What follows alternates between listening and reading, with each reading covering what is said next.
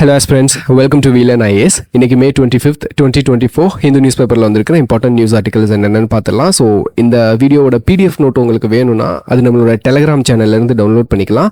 அதுக்கான லிங்க் வந்து டிஸ்கிரிப்ஷனில் இருக்குது. ஸோ டவுன்லோட் பண்ணிக்கோங்க. அண்ட் இன்னைக்கு வந்து நியூஸ் பேப்பரில் வந்து பார்த்தீங்கன்னா ஃப்ரண்ட் பேஜ்லேயும் சரி ஸ்டேட்ஸ் பேஜ்லேயும் சரி நமக்கு வந்து இம்பார்ட்டன்ட் நியூஸ் ஆர்டிகல்ஸ்னு பெருசாக நம்மளோட எக்ஸாம் பெர்ஸ்பெக்டிவ்ல இல்லை.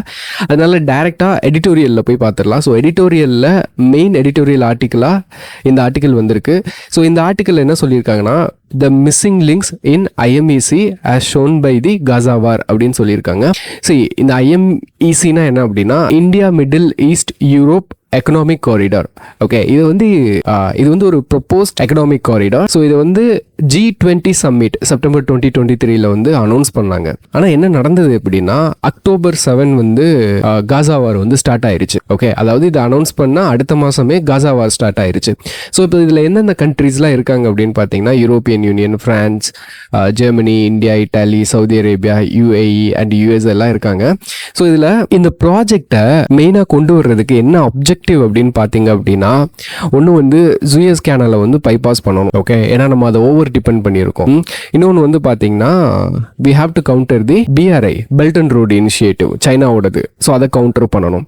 இது ஒரு காரணம். அப்புறம் இந்தியாவுக்கு வந்து ஸ்பெசிஃபிக்காக பார்த்தீங்கன்னா இந்தியா வந்து யூரோப்பை ரீச் பண்ணணும் அப்படின்னா, லேண்ட் வெளியே ரீச் பண்ணணும் அப்படின்னா we cannot do that. ஏன் அப்படின்னா நமக்கு பாகிஸ்தான் வந்து அந்த அக்சஸை வந்து கொடுக்க மாட்டாங்க. நம்மளால பாகிஸ்தானை லேண்ட் மூலியமாக கிராஸ் பண்ணி யூரோப்புக்கு ரீச் ஆக முடியாது. ஓகே, அப்போ we need to have a alternate route. Okay, அதே மாதிரி இந்த சூயஸ் கேனலையும் நம்மளால ஓவரா டிபெண்ட் பண்ணியிருக்க முடியாது. ஸோ அதனால இது வந்து இந்தியாவுக்கு பெனிஃபிட். ஓகே, ஸோ இது மூலியமா என்ன நடக்கும் அப்படின்னா இந்தியாவிலிருந்து யூரோப்பை நம்ம போகணும் அப்படின்னா நமக்கு வந்து இந்த சூயஸ் கேனல் அண்ட் அதர் சீ ரூட்ஸை நம்ம கம்பேர் பண்றப்போ இதில் வந்து பார்த்தீங்கன்னா டைம் வந்து 40% ரெடியூஸ் ஆகும் அண்ட் காஸ்ட் வந்து 30% ரெடியூஸ் ஆகும். ஓகே, ஸோ இது வந்து ஒரு ரீஜனல் கனெக்டிவிட்டி. ஸோ இதில் வந்து பார்த்தீங்க அப்படின்னா sea route and road and railway link and data cables and oil pipes, so இந்த மாதிரி மல்டி மாடல் கனெக்டிவிட்டி மாதிரி இருக்கும் இந்த எக்கனாமிக் காரிடார். ஓகே, இப்போ பிரச்சனையே வந்து என்னன்னு பார்த்தீங்கன்னா இஸ்ரேல் வந்து ஒரு கிரிட்டிக்கல் பாயிண்ட் நமக்கு. ஏன்னா இஸ்ரேலோட போர்ட்டை தான் ஆஃப்லோடிங் போர்ட்டா ஒன் ஆஃப் தி ஆஃப்லோடிங் போர்ட்டா யூஸ் பண்ண போகிறோம் மெடிட்டரேனியன்லேருந்து யூரோப்க்கு வந்து கனெக்ட் பண்ணுறதுக்கு. ஆனால் இந்த ப்ராஜெக்ட் அனௌன்ஸ் பண்ண ஒரே மாதத்தில் வந்து பார்த்தீங்கன்னா இங்கே வார் ஸ்டார்ட் ஆயிருச்சு. ஸோ அப்போது இந்த ஆர்டிக்கலில் என்ன சொல்கிறாங்க அப்படின்னா இந்த காசா சிச்சுவேஷனை எடுத்து வைக்கிறாங்க. அதுக்கடுத்து வந்து பார்த்தீங்க அப்படின்னா ஈரானும் இந்த இடத்துல ஸ்ட்ரெயிட் ஆஃப் ஹார்மோஸ்ல வந்து பார்த்தீங்க அப்படின்னா ஸோ நிறைய ப்ராப்ளம் பண்ணிட்டு இருக்காங்க. ஓகே, ஸோ இந்த லிங்க் இதுவும் வந்து நமக்கு எப்போ வந்து ஒரு ஸ்டேபிள் இல்லாத ஒரு ரீஜியனாக தான் பர்சியன் கல்ஃபும் நமக்கு இருக்கு. அப்போ இதுக்கெல்லாம் சொல்யூஷன் என்ன? இந்த ப்ராஜெக்டை ஆரம்பிக்கிறதுக்கு முன்னாடியே நமக்கு இவ்வளோ வல்னரபிலிட்டிஸ் இருக்கு. ஏன்னா அப்போ இதுக்கு சொல்யூஷன் என்ன அப்படின்னு சொல்லியிருக்காங்க.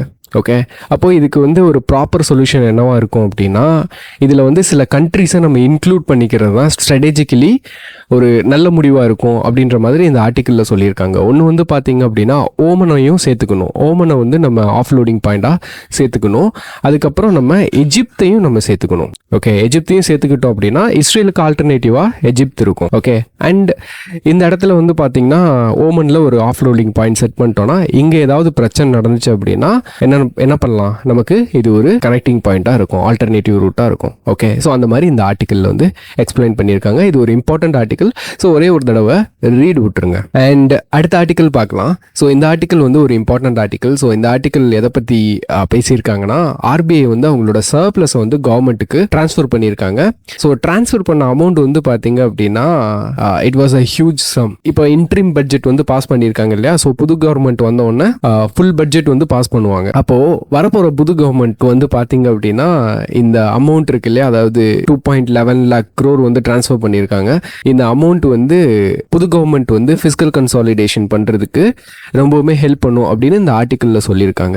இப்போ நமக்கு என்ன தெரியணும் அப்படின்னா இந்த RBIயோட சர்ப்ளஸ் பத்தி நமக்கு தெரியணும். ஏன் அப்படின்னா லைக் வந்து RBI வந்து ரொம்பவுமே பெட்டரா பெர்ஃபார்ம் பண்ணியிருக்காங்க. அதாவது குளோபல் அன்சர்டனிட்டி டைம்ல வந்து ரொம்பவுமே ப்ரூடென்ட்டா நடந்துட்டு இருந்திருக்காங்க இந்த இன்கம் ஜென்ரேஷன்ல and money ஹேண்ட்லிங்ல.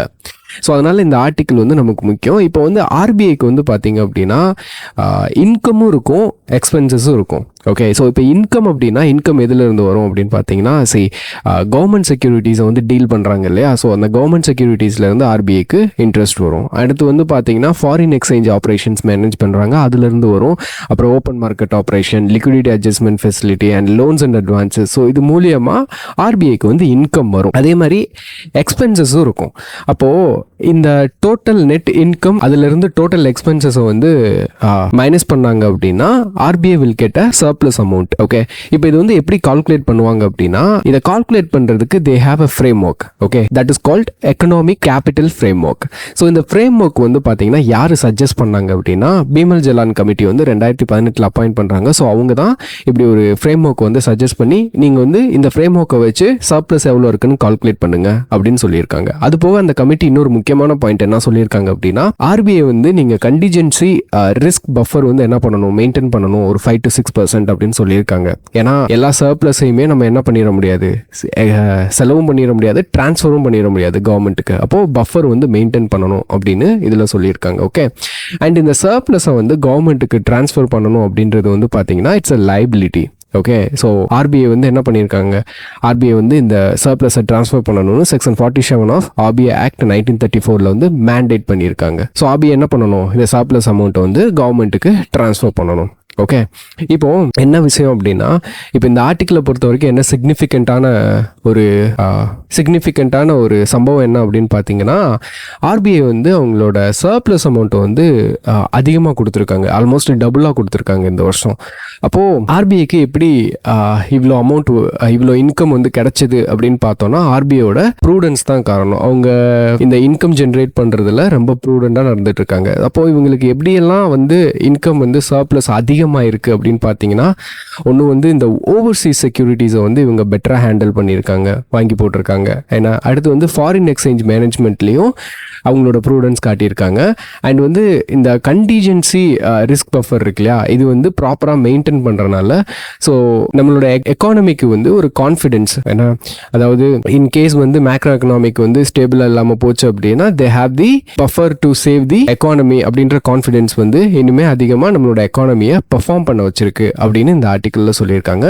Okay, so that's all about this article. So இது வந்து நம்மளோட எக்ஸாமுக்குமே இம்பார்ட்டன்ட் ஆர்டிக்கிள் தான் இது. ஓகே, ஸோ அடுத்து வந்து பார்த்தீங்கன்னா அடுத்த ஆர்டிக்கிள் வந்து அண்டார்டிக் ட்ரீட்டி பற்றினது. ரீசெண்டாக வந்து பார்த்தீங்கன்னா அண்டார்டிக் ட்ரீட்டி கன்சல்டேட்டிவ் மீட்டிங் வந்து கொச்சியில் நடந்திருக்கு, கேரளாவில். ஸோ இந்த மீட்டிங்கோட மெயின் ஃபோக்கஸே வந்து பார்த்தீங்க அப்படின்னா அண்டார்டிகாவில் டூரிசம் வந்து இன்க்ரீஸ் ஆகிட்டு போகுது. ஏன்னா அண்ட் டூரிசம் இன்க்ரீஸ் ஆகுது, அதோட இம்பேக்டை வந்து டிஸ்கஸ் பண்ணுறதுக்காக இந்த மீட்டிங் வந்து கொச்சியில் நடந்திருக்கும். ஓகே, அண்டார்டிக் ட்ரீட்டியோட மெம்பர் கண்ட்ரிஸ் எல்லாம் பார்ட்டிசிபேட் பண்ணியிருப்பாங்க.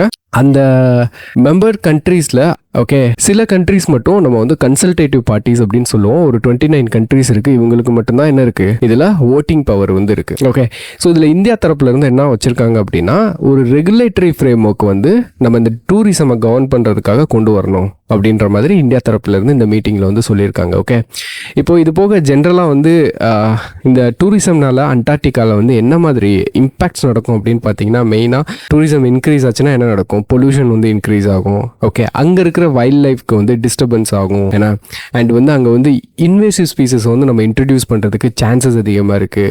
ஸோ அதனால் ஹேபிடேட் டேமேஜ் நம்ம பண்ணுறதுக்கு வாய்ப்பு அதிகமாக இருக்குது.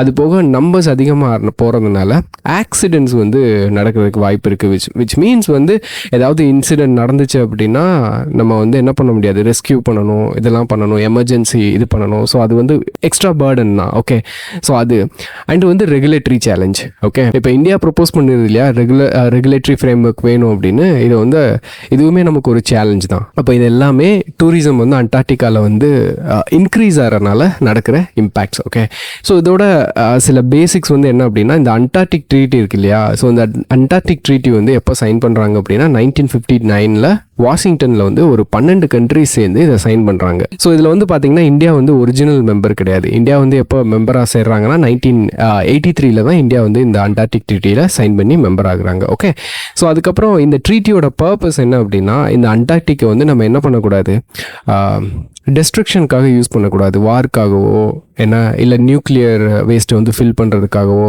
இந்த மாதிரி எதுக்குமே யூஸ் பண்ணக்கூடாது. ஒன்லி அண்டார்டிகா வந்து பீஸ்ஃபுல் பர்பஸ்க்காக யூஸ் பண்ணணும் அப்படின்ற அப்ஜெக்டிவாக வச்சிருக்கிற ட்ரீட்டி தான் இந்த Antarctic treaty. Okay, so that's all about this article. And அடுத்த லாஸ்ட் ஆர்டிக்கல் வந்து பார்த்தீங்க அப்படின்னா oil poses risk farm sector to firewall அப்படின்னு சொல்லியிருக்காங்க. சரி, ரீசெண்டாக வந்து பார்த்தீங்க அப்படின்னா நம்ம இந்த ரீட்டைல் இன்ஃப்ளேஷன்லாம் பார்த்துட்டு இருக்கோம் இல்லையா? ஏன்னா ஸோ அந்த மாதிரி ஒரு சுச்சுவேஷனில் இந்தியாவில் வந்து ரீட்டைல் இன்ஃப்ளேஷன் வந்து ஸ்டேபிளாக இருக்குது அண்ட் ஃபுட் இன்ஃப்ளேஷன் வந்து இன்க்ரீஸ் ஆயிருக்கு அப்படின்ற மாதிரி நம்ம இந்த வாரம் நம்ம ஆர்டிக்கல்லாம் பார்த்தோம். ஓகே, ஸோ அப்போ அதில் இப்போ குளோபலி பார்த்தீங்கன்னா பிகாஸ் ஆஃப் த காசா வார் ஏன்னா அண்ட் அது போக இந்த மாதிரி ஒரு அன்சர்டனான சுச்சுவேஷனில் இப்போ வெஸ்ட் ஏஷியாவில் வந்து இந்த மாதிரி ஒரு அன்சர்டனிட்டி கிரியேட் ஆகிறதுனால ஆயில் ப்ரைஸஸ் வந்து இன்க்ரீஸ் ஆகிறதுக்கு வாய்ப்பு இருக்குது. ஸோ அப்படி இன்க்ரீஸ் ஆச்சுன்னா கமோடிட்டிஸ் எல்லாம் எக்ஸ்பென்ஸ் ஆகும். ஸோ இந்த மாதிரி சமயத்தில் இந்தியாவுக்கு வந்து ஆல்ரெடி ஃபுட் இன்ஃப்ளேஷன் வந்து என்ன ஆகிட்டு இருக்கு, ஹையாக இருக்குது. அப்போ இந்தியா எப்படி மேனேஜ் பண்ணும் அப்படின்றத வந்து ஃபினான்ஸ் மினிஸ்டர் வந்து என்ன பண்ணியிருக்காங்க, சொல்லியிருக்காங்க. ஏன்னா இந்த வருஷம் வந்து இந்தியாவுக்கு வந்து மான்சூன் வந்து நார்மல் மான்சூனாக இருக்க போது, அதனால் it will protect as. Okay, இந்த மாதிரி ஃபுட் இன்ஃப்ளேஷன்லேருந்து நம்மளை காப்பாற்றும், நல்ல ப்ரொடியூஸ் வந்து நமக்கு கிடைக்கும். ஏன்னா ஸோ அதனால் நமக்கு ஒன்றும் பிரச்சனை இல்லை அப்படின்ற மாதிரி டிஸ்கஸ் பண்ணியிருக்காங்க. So that's all about this article. Okay, so இன்றைக்கி வந்து வந்திருக்கிற முக்கியமான ஆர்டிகல்ஸ் இதுதான். ஓகே, இதெல்லாம் நம்ம பார்த்தாச்சு. அண்ட் தேங்க்ஸ் ஃபார் வாட்சிங் திஸ் வீடியோ கைஸ்.